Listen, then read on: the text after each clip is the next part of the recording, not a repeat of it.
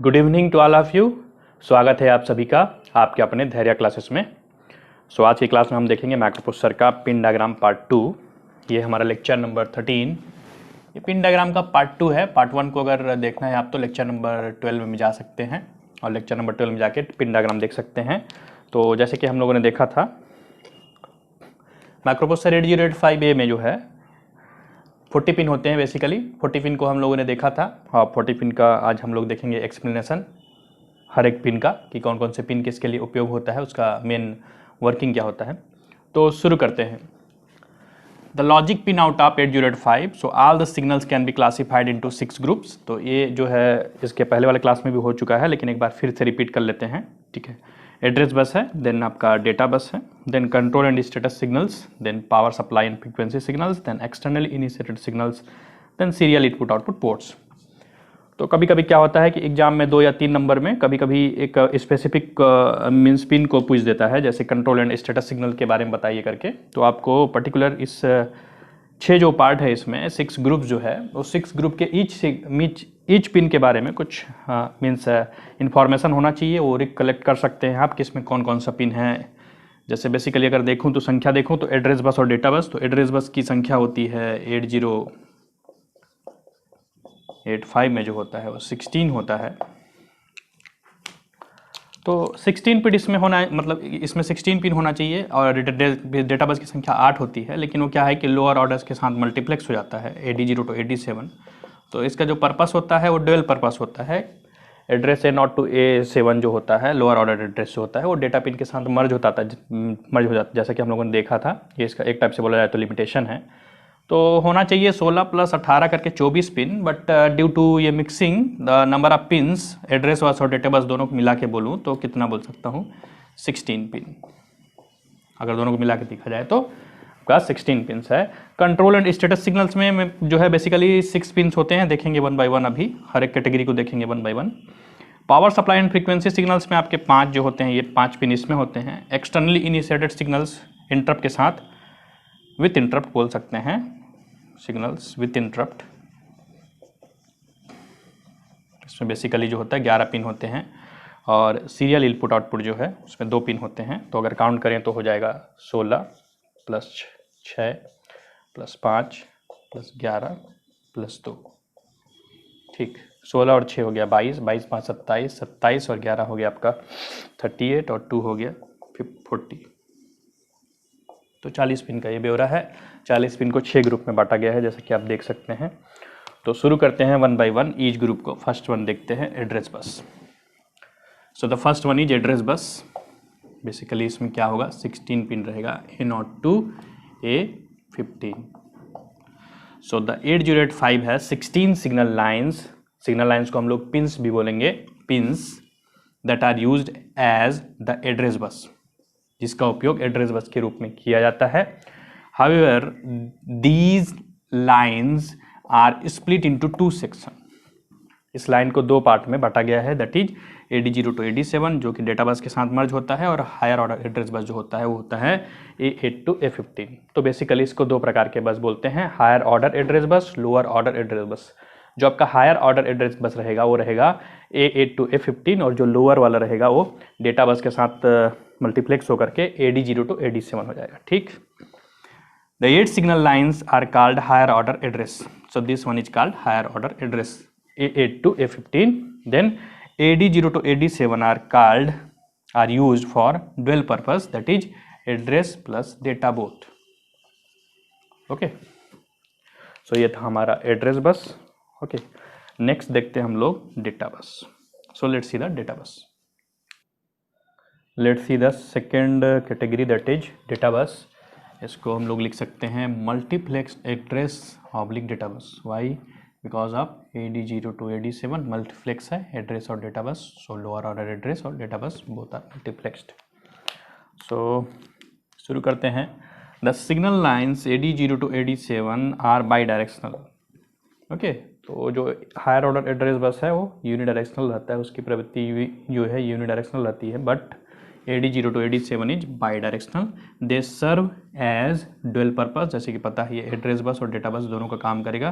That's why it is written they serve as dual purpose, दो purpose के लिए, address bus के लिए भी काम करेगा और डेटा बस के जैसे भी काम करेगा.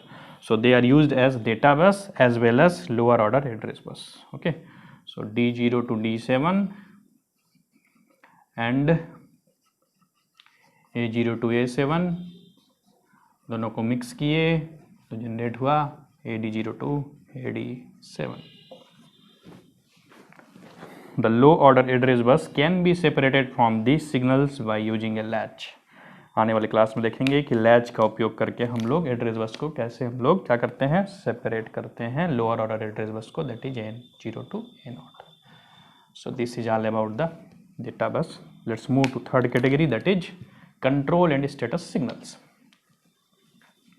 So these group of signals include two control signal. दो प्रकार के कंट्रोल सिग्नल्स हैं. केवल अगर कंट्रोल सिग्नल पूछे तो लिखिएगा इसमें RD bar and write bar, read bar और राइट बार. ठीक है, बोथ आर एक्टिव लो, मतलब जीरो में काम करेंगे. ठीक है, जीरो में अनेबल होंगे दोनों के दोनों, क्योंकि ये दोनों की प्रवृत्ति एक्टिव लो की होती है. 3 status signals, IO oblique memory bar और SI और S0.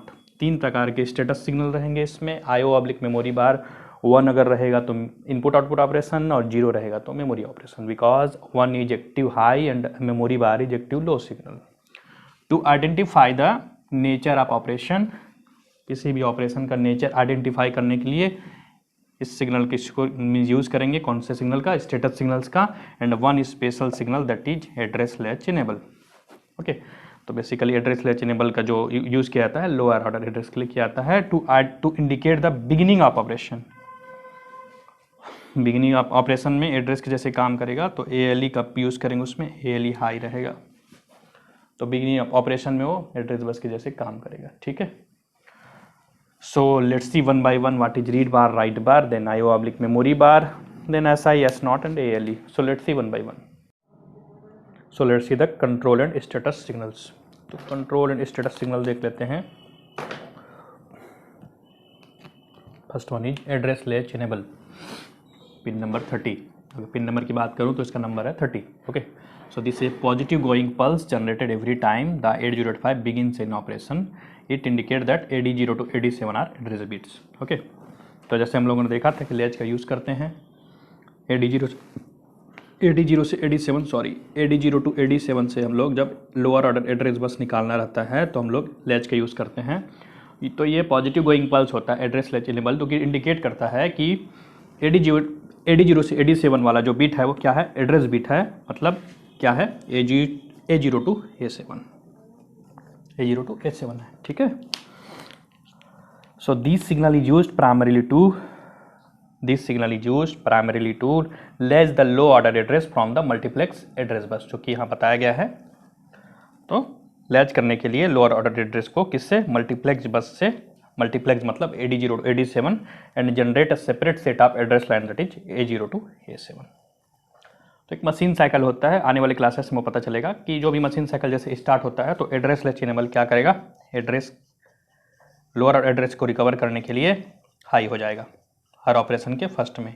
उसी को दिया है कि beginning operation that is machine cycle. Machine cycle आने वाले क्लास में क्लियर हो जाएगा. ठीक है, उसके मैं डिटेल्स में नहीं जाता. Okay, second one is read bar, read signal, pin number 32.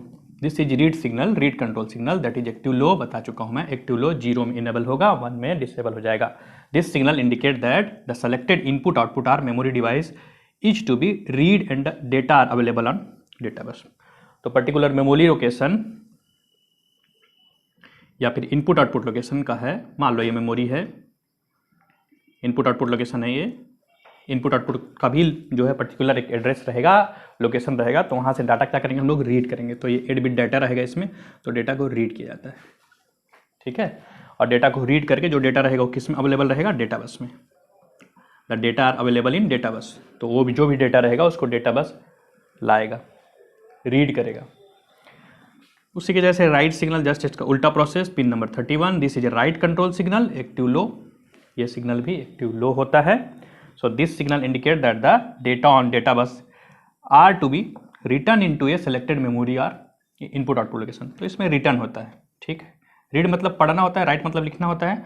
तो ये मेमोरी लोकेशन में पर्टिकुलर डेटा क्या करेगा, लिखाएगा या फिर स्टोर होगा। ठीक है, तो ये पर्टिकुलर अगर मेमोरी लोकेशन है, ये इनपुट आउटपुट लोकेशन है, तो इस पर्टिकुलर लोकेशन में डेटा स्टोर होगा। So this signal indicate that the data on data bus are to be written. तो डेटा बस में जो भी डेटा रहेगा उसको क्या करेंगे, लिखेंगे, इसमें क्या करेंगे, पढ़ेंगे। टाइप समान रूप से डेटा को लेना रीड ऑपरेशन, डेटा उसमें देना राइट ऑपरेशन। किस में देना, या तो मेमोरी, या तो इनपुट, या तो आउटपुट। ओके, तो डेटा बस में जो डेटा रहेगा उसको लिखेंगे, मेमोरी में जो डेटा रहेगा उसको डेटा बस से लाएंगे। ठीक है, और 3 कंट्रोल सिग्नल है, देख लेते हैं, let's see.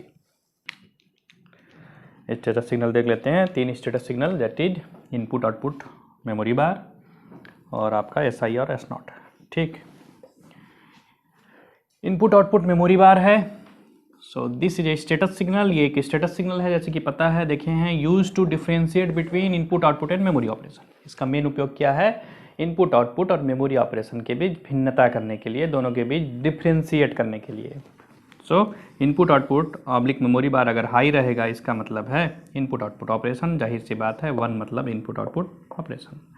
Input output oblique memory bar low रहेगा मतलब 0 रहेगा, मतलब मेमोरी ऑपरेशन।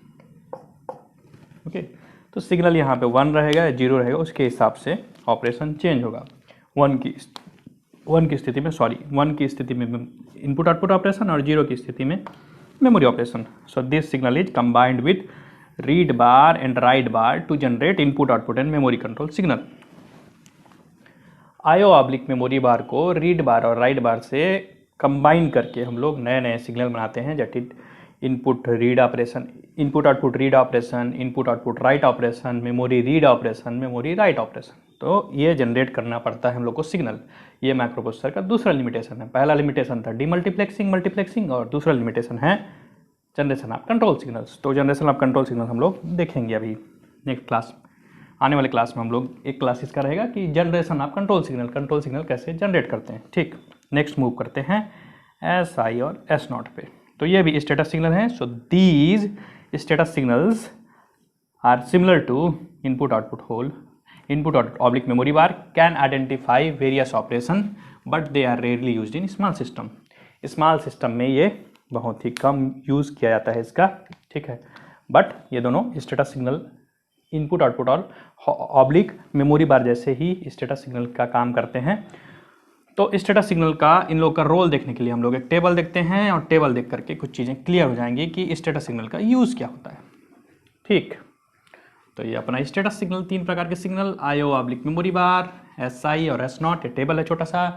मशीन साइकिल अभी समझ में नहीं आएगा, लेकिन अभी देख लो इसको, क्योंकि स्टेटस सिग्नल, क्योंकि मशीन साइकिल पढ़ा नहीं गया है अभी, तो मशीन साइकिल कौन कौन से होते हैं उसको देखेंगे हम आने वाले क्लासेस में। ठीक है, बट अभी टॉपिक है स्टेटस सिग्नल का, तो ये तो स्टेटस सिग्नल का कैसे उपयोग है 1-0 का, वो हम देख लेते हैं। और ये है अपना कंट्रोल सिग्नल। पहला मशीन साइकिल है अपकोड फेच, यहाँ लिख सकते हो पहला, दूसरा, तीसरा, चौथा, पाँचवा, छठवां। 6 प्रकार के ऑपरेशन है। जैसे 1 बाय 1 देखा जाए तो अपकोड फेच मतलब पर्टिकुलर मेमोरी से इंस्ट्रक्शन को रीड करना, अगर सामान्य भाषा में बोला जाए तो। ठीक है, मेमोरी लोकेशन से इंस्ट्रक्शन को रीड करना। तो अपकोड फेच के केस में मेमोरी का लोकेशन है, तो मेमोरी के लिए इसमें लो होना चाहिए, तो 0। इनपुट आउटपुट होल बार होता है 0। स्टेटस सिग्नल की स्थिति रहती है 1-1 अपकोड फेच में। तो कभी कभी ये कॉम्पिटिटिव एग्जाम में पूछता है कि अपकोड फेच ऑपरेशन के लिए SI और S0 की वैल्यू क्या होती है। Answer is 1-1। क्योंकि रीड ऑपरेशन, इसलिए रीड बार इक्वल टू 0 रहेगा।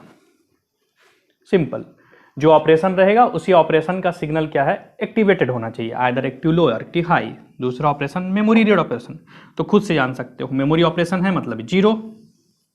स्टेटस सिग्नल थोड़ा जो है रिमाइंड करना पड़ेगा, दैट इज 1 और 0, और रीड बार इक्वल टू हो जाएगा 0, क्योंकि रीड ऑपरेशन है, मेमोरी ऑपरेशन और read operation. Same to same memory write operation, तो memory operation again 0। Status signal का जो कंडीशन है वो रहेगा 0 और 1। चूंकि ये राइट ऑपरेशन है तो राइट बार इक्वल टू 0 हो जाएगा। Next one, input output read. Input output आया तो 0 से हो जाएगा 1, क्योंकि इनपुट आउटपुट ऑपरेशन हाई में होता है। स्टेटस सिग्नल की वैल्यू हो जाएगी 1-0, और ये राइट बार इक्वल टू 0 हो जाएगा।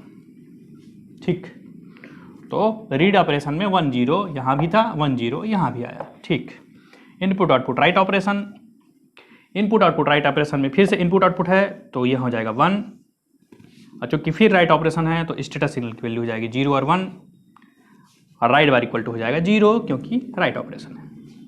एक और operation that is interrupt acknowledgement. Interrupt acknowledgement इसमें होता है इसका 1।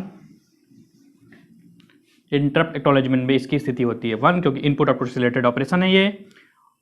इसकी वैल्यू हो जाएगी 1 1 और इंटरप्ट एक्नॉलेजमेंट का एक सिग्नल होता है दैट इज INTA का बार अभी देखेंगे ये एक्सटर्नल सिग्नल में है, एक्सटर्नल सिग्नल का पार्ट अभी देखेंगे तो INTA बार इक्वल टू होता है 0। So this is the table for status signal. So ये टेबल भी आप लोग ड्रॉ कर सकते हैं और पर्टिकुलर जो स्पेशल केस हैं इसको जब जाओगे कॉम्पिटिटिव एग्जाम में देखोगे तो आपको पता चल जाएगा कि मेनली ये क्वेश्चन बहुत आता है कि आप कोड फेज के लिए स्थिति बताइए। और मेमोरी रीड और memory operation memory write operation बहुत ही ईजी है, बार बार प्रैक्टिस करेंगे तो आ जाएगा। सो लेट्स मूव करते हैं power supply signals. So categorization number 4 that is power supply and clock frequency. Power supply और क्लॉक फ्रीक्वेंसी की बात करूं तो पहला है अपना VCC। तो VCC के लिए इसमें हम लोग क्या उपयोग करेंगे तो +5 वोल्ट का सप्लाई देंगे VCC में, ठीक। सेकेंड वन है अपना VSS। तो यह है अपना ग्राउंड डिफरेंस के लिए VSS, ओके। X1 और X2 क्रिस्टल के लिए यूज़ किया जाता है X1 X2। So a crystal और RC क्वार्ट्ज क्रिस्टल यूज़ किया जाता है नॉर्मली। क्वार्ट्ज क्रिस्टल या फिर RC या फिर LC का नेटवर्क भी उपयोग किया जा सकता है। Is connected at this 2 pins, okay. So the frequency is internally divided by 2। तो फ्रीक्वेंसी जो है अंदर से 2 से डिवाइड होता है इंटरनली, ठीक है। So therefore to operate a system at 3 megahertz, जैसे कि पता है कि माइक्रोप्रोसेसर 8086 3 मेगाहर्ट्ज पे काम करता है। तो 3 मेगाहर्ट्ज पे काम कराने के लिए क्या होना चाहिए, the crystal should have a frequency of 6 megahertz, sorry frequency of 6 megahertz. अगर क्रिस्टल की फ्रीक्वेंसी 6 मेगाहर्ट्ज होगी तो इंटरनली वो डिवाइड हो जाएगा 2 में, तो अपने को मिलेगा 3 megahertz, okay. So these are the signals and एक और चौथा सिग्नल है अपना clock output that is CLK out. So this signal can be used as the system clock for other devices. अगर माइक्रोप्रोसेसर से अदर डिवाइसेस कनेक्ट हो रहे हैं तो उसके लिए सिस्टम क्लॉक का काम करेगा, ठीक है। पांचवा कैटेगरी देख लेते हैं that is externally initiated signal including interrupts, ठीक। Externally initiated signal external signal है और इंटरप्ट को साथ में जोड़ के, तो इसमें टोटल संख्या थी 11, याद होगा तो, ठीक। So 8085 has 5 interrupt signal. 8085 interrupt signal की संख्या बताने से या संख्या बोलने से 5 interrupt, okay. So that can be use to interrupt a program execution, जिसका उपयोग प्रोग्राम एग्जीक्यूशन को इंटरप्ट करने के लिए किया जाता है, ठीक। देखेंगे इंटरप्ट के बारे में एक पूरा चैप्टर है, ओके। तो जब ये प्रोग्राम एग्जीक्यूट होता रहता है उसमें बीच में इंटरप्ट आ जाता है तो वो अपना सर्विस रूटीन को फिर फॉलो करता है, ठीक है। प्रोग्राम काउंटर वहाँ स्टैक पॉइंटर में अपना उसका वैल्यू होल्ड कर लेते हैं मेमोरी में, उस पर्टिकुलर मेमोरी लोकेशन का, और प्रोग्राम काउंटर उधर चला जाता है सर्विस सब रूटीन में, ठीक है। तो कौन कौन से signal interrupt signal, INTR trap है, RST 7.5, RST 6.5, RST 5.5। सो ये 5 इंटरप्ट सिग्नल। इस इंटरप्ट को एक्नॉलेजमेंट देने के लिए एक्नॉलेजमेंट ऑफ इंटरप्ट के लिए एक और signal INTA bar, active low signal, ठीक। और वो सबको छोड़ करके ये 5 सिग्नल ये हो गया, 6 सिग्नल, मतलब एक सिग्नल ये 6 सिग्नल हो गया, 5 सिग्नल और है that is reset out, hold signal, hold का एक्नॉलेजमेंट देने के लिए HLDA, रेडी सिग्नल वेट के लिए, और रीसेट इन बार जो है प्रोग्राम काउंटर को रीसेट कर देता है 0 पे, ठीक है। तो 1 बाय 1 देखते हैं इसको हम लोग अब externally initiated signal. So let's see 1 by 1। Category number 5 external initiated signal including interrupts, okay। so first one is INTR, input प्रवृत्ति है इसकी, ठीक। इनपुट मतलब माइक्रोप्रोसेसर से जाएगा, आउटपुट मतलब माइक्रोप्रोसेसर की तरफ आएगा, ठीक। तो इसकी प्रवृत्ति इनपुट की प्रवृत्ति है। सो इंटरप्ट रिक्वेस्ट, जो इसका नाम है वो है इंटरप्ट रिक्वेस्ट, ठीक। So it is used as a general purpose interrupt. इसका उपयोग जनरल पर्पस इंटरप्ट के जैसे किया जाता है INTR का, जिसकी प्रवृत्ति इनपुट की होती है। इसको एक्नॉलेजमेंट देने के लिए एक और सिग्नल है that is INTA bar, active low signal, इसकी प्रवृत्ति है output. So interrupt acknowledgement, so this is use to acknowledgement and interrupt. Acknowledgement देते हैं किसी को, जैसे फॉर एग्जांपल मैंने क्लास में बोला कि 12 बजे से क्लास है, तो उसका एक्नॉलेजमेंट दे रहे हैं सामने वाला डट गया सर करके, या रिस्पॉन्स दे रहे हैं, एक्नॉलेजमेंट दे उस हिसाब से, okay. So pin number 3 to 5 मतलब 3, 4, 5 तीनों एक में है, RST 7.5, RST 6.5, RST 5.5। ये इनकी प्रवृत्ति है। इनपुट की प्रवृत्ति, इनको बोला जाता है restart interrupt. Restart interrupt, RST का मतलब होता है रीस्टार्ट। तो अलग अलग इसका पॉइंट है, 7.5, 6.5, 5.5, ये पर्टिकुलर मेमोरी लोकेशन को फॉलो करेगा। कैसे? So these are vectored interrupt. Vectored interrupt मतलब ऐसा इंटरप्ट जिसके पर्टिकुलर मेमोरी लोकेशन फिक्स हो, और एक नॉन वेक्टर्ड जिसका मेमोरी लोकेशन ही ना हो। जैसे ये नॉन वेक्टर्ड है, इसका कोई मेमोरी लोकेशन नहीं है, बट इन लोगों का मेमोरी लोकेशन रहेगा 7.5, 6.5, 5.5 like that. Okay, so these are vector interrupt that transfer the program counter to specific memory location. दिखा हुआ है स्पेसिफिक मेमोरी लोकेशन, तो हम लोग आने वाले क्लास में देखेंगे कि इन सबके स्पेसिफिक मेमोरी लोकेशन क्या होते हैं। Specific memory location for example मान लो किसी का वेक्टर इंटरप्ट है 0024H, तो अगर वो इंटरप्ट अनेबल होता है तो पर्टिकुलर मेमोरी लोकेशन जो प्रोग्राम कंट्रोल है वो 0024 पे चला जाएगा। क्यों? क्योंकि वो वेक्टर्ड इंटरप्ट है, उसका स्पेसिफिक एक मेमोरी लोकेशन है। That's why it is called the program control to specific memory locations. 6वां नंबर में है ट्रैप। ट्रैप को बोलते हैं आउटपुट प्रवृत्ति होती है उसकी। सो this is non maskable interrupt. एक और इसमें कैटेगरी होता है मास्केबल और नॉन मास्केबल। तो मास्केबल इंटरप्ट ऐसे होते हैं जिसको 1 और 0 करके उसको पर्टिकुलर इंस्ट्रक्शन के द्वारा हम लोग उसको अनेबल कर सकते हैं, डिसेबल कर सकते हैं। Okay, so this is non maskable. इसको अनेबल करने या डिसेबल करने की जरूरत नहीं है, ये नॉन मास्केबल होता है। इंटरप्ट में पूरा और क्लियर हो जाएगा। And has the highest priority. ये क्वेश्चन आता है कभी कभी कि इंटरप्ट में से सबसे हायर प्रायोरिटी किसकी होती है, तो आंसर है उसका ट्रैप। और प्रवृत्ति इसकी होती है आउटपुट की। ओके, तो ये मेमोरी करने का है कि हाईएस्ट प्रायोरिटी, इसकी प्रायोरिटी, इसमें प्रायोरिटी का कॉन्सेप्ट आता है higher priority, lower priority. Higher priority मतलब एक साथ अगर 2 या 3 इंटरप्ट एक साथ जनरेट हो गए, एक साथ उत्पन्न हो गए, एक साथ अनेबल हो गए, तो हम लोग को प्रायोरिटी सेट करना पड़ता है कि किस इंटरप्ट का प्रोग्राम एग्जीक्यूशन में प्रोग्राम कंट्रोल जाएगा। तो सबसे ज़्यादा हाईएस्ट प्रायोरिटी होती है ट्रैप की। होल्ड प्रवृत्ति इसकी है इनपुट की। So this signal indicate that a peripheral such as DMA that is direct memory access, एक ऑपरेशन होता है डायरेक्ट मेमोरी एक्सेस, बिना माइक्रो प्रोसेसर के इंटरवेंशन के मेमोरी से कोई भी डाटा वेटा का लेन देन करना is called direct memory access. एक कंट्रोलर है ये, ठीक है। तो DMA controller is requesting the use of address and data bus. तो वो क्या करेगा, एड्रेस और डेटा बस को उधार मांग रहा है, समझ लो कुछ समय के लिए मांग रहा है, कुछ समय के लिए उसका कमांड अपने में लेना चाहता है। ओके, तो वो होल्ड सिग्नल जनरेट करेगा, माइक्रो प्रोसेसर को देगा होल्ड सिग्नल कि मुझे जो है स्लोअर पेरिफेरल डिवाइस के साथ या फिर अदर पेरिफेरल डिवाइस के मेमोरी के साथ मुझे डेटा का लेन देन करना है, तो आप मेरे को थोड़े टाइम के लिए एड्रेस और डेटा बस को उधार में दीजिए। तो ये पर्टिकुलर टाइम के लिए एड्रेस बस के लिए उधार में देगा। ठीक, आगे बढ़ते हैं। HLDA होल्ड एक्नॉलेजमेंट है। HLDA, ठीक है, होल्ड एक्नॉलेजमेंट जो होता है वो है this signal acknowledge the hold request.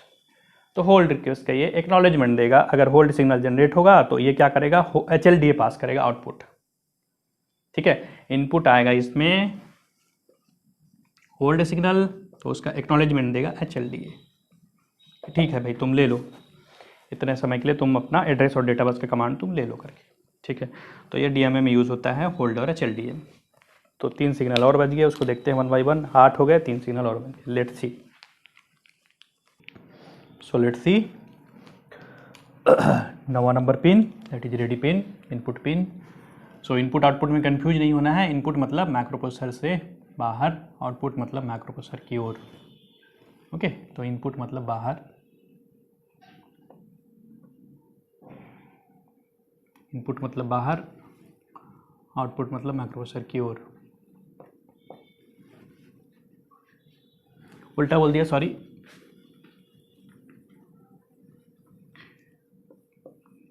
मैं कंफ्यूज हो रहा हूँ अब। आउटपुट, इनपुट, ठीक है। तो माइक्रो प्रोसेसर की तरफ रहेगा वो इनपुट रहेगा, और माइक्रो प्रोसेसर से बाहर की तरफ रहेगा वो आउटपुट रहेगा, ठीक है। अगर बीच में कहीं पे अगर मेरे से फॉल्स हो गया, मिस्टेक हो गया, उसके लिए sorry. Okay, so the thing is that one, note down that point. Micro processor की तरफ इनपुट और माइक्रो प्रोसेसर से बाहर output. So let us clear. So ready is input pin. So this signal is used to delay the microprocessor read or write cycle until a slow peripheral is ready to send or accept data. ठीक है। जैसे कि हम लोगों ने देखा था कि रेडी का यूज़ जो है वेट स्टेट के लिए होता है नॉर्मली।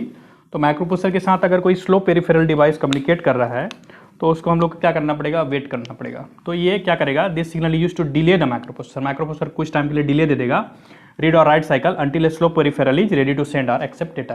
ठीक है, तो स्लो पेरिफेरल डिवाइस जब तक जो है रेडी नहीं हो जाएगा सेंड करने के लिए या एक्सेप्ट करने के लिए डेटा को, तब तक के लिए वेट सिग्नल में रहेगा, वेट स्टेट में रहेगा, फिर डिले हो जाएगा कुछ। ठीक है, reset in bar 10 number pin. तो when the signals active low है ये, when the signal of this pin goes low the microprocessor counter is set to 00H। So the program counter is not microprocessor counter, sorry once again, ये program counter की value PC की value क्या हो जाएगी 0000H and buses are tri state, bus tri state हो जाएंगे and micro processor unit क्या हो जाएगा, रीसेट हो जाएगा। ठीक है, उसी से मिलता जुलता reset out. So this signal indicate the microprocessor is being reset, microprocessor reset हो चुका है and the signal can be use to reset other devices. एक अंतर ये है कि इसका उपयोग क्या है, रीसेट आउट का उपयोग दूसरे डिवाइसेस को भी रीसेट करने के लिए किया जा सकता है। ठीक, last category that is serial input output port, जो है जैसे कि देखा हम लोगों ने पांचवा वाले मीन्स कैटेगरी में एक्सटर्नल इनिशिएट सिग्नल में 11 सिग्नल थे, 9, 10, 11। सीरियल इनपुट आउटपुट पोर्ट में 2 सिग्नल हैं। So the 8085 has 2 signals to implement serial transmission. ठीक है, तो सीरियल ट्रांसमिशन के लिए 2 सिग्नल्स रहेंगे। First one is SID, SOD। SID serial input data, pin number 5, SOD serial output data, pin number 4।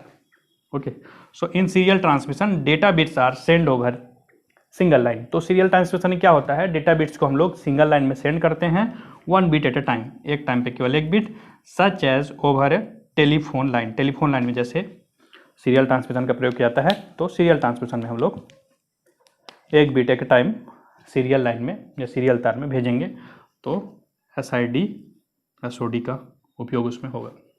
So this is all about pin diagram. Hopefully समझ में आया होगा आज का क्लास। अगर वीडियो अच्छा लगा हो तो वीडियो को लाइक कीजिएगा, चैनल को शेयर कीजिए, सब्सक्राइब कीजिए, ताकि बहुत लोगों तक छात्र हित में ये वीडियो जो है देख सकें, बहुत से छात्र छात्राएं इससे लाभ ले सकें। एक छोटा सा टास्क देना चाहूँगा मैं, टास्क देना चाहेंगे हम आज की क्लास में। तो टास्क ये है, आपको कमेंट बॉक्स में कमेंट करना है माइक्रो प्रोसेसर 8085 के एक्टिव लो सिग्नल्स, एक्टिव लो सिग्नल्स कौन कौन से ऐसे सिग्नल हैं जो एक्टिव लो सिग्नल हैं माइक्रो प्रोसेसर 8085 में 40 पिंस में, कौन कौन से सिग्नल एक्टिव लो सिग्नल्स हैं, इसको आप कमेंट बॉक्स में कमेंट कीजिएगा। होपफुली क्लास समझ में आया होगा। अगर कुछ डाउट होगा क्लास को लेकर के तो क्लास के कमेंट बॉक्स में, वीडियो कमेंट बॉक्स में वीडियो जो है आस्क कर सकते हैं, क्वेश्चन आपका पूछ सकते हैं। ओके, अगर आपने चैनल हमारा ज्वाइन नहीं किया है धैर्य क्लासेस, एक प्रयास आपके कामयाबी के लिए, तो वो टेलीग्राम एक चैनल बना हुआ है जिसमें आप पर डिफरेंट बुक्स वगैरह आपको मिल जाएंगे, PDF वगैरह बुक्स के। ठीक है, वो चैनल आप ज्वाइन कर ले जल्दी से। ओके, सो ऐसे रहे, तो ऐसे ही बने रहिए चैनल के साथ। सो तब तक के लिए स्वस्थ रहिए, सुरक्षित रहिए। धन्यवाद सभी का।